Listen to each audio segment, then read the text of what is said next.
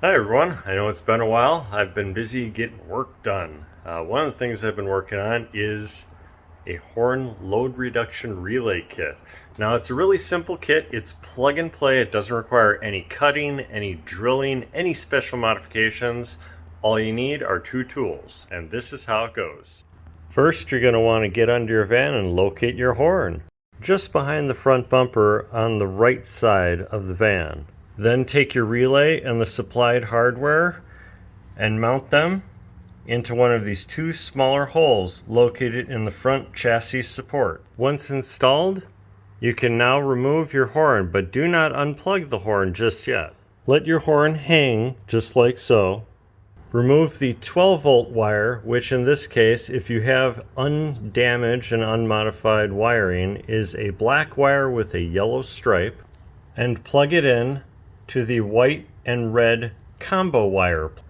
Then, while holding the horn, remove the brown wire and plug it into the black wire on the relay. Now that the two chassis wires are connected to the relay, you can just tuck them up. You can zip tie them up there or just leave them dangled just like that. You only have the blue wire left. And if you want, you can go ahead and plug that wire in to your new horn into the positive terminal.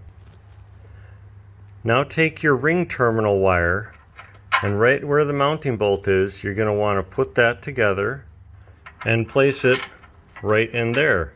Now it's time to reattach your horn. Now take that wire and plug it onto your horn. Job done. The horn button's load is now reduced as it only acts as a grounding switch for the relay. If you live by salt water or where they salt the roads during winter, it's a good idea to add dielectric grease to each plug terminal. To place an order for my load reduction relay kit, simply send me a message on Facebook at ItsASteveThing.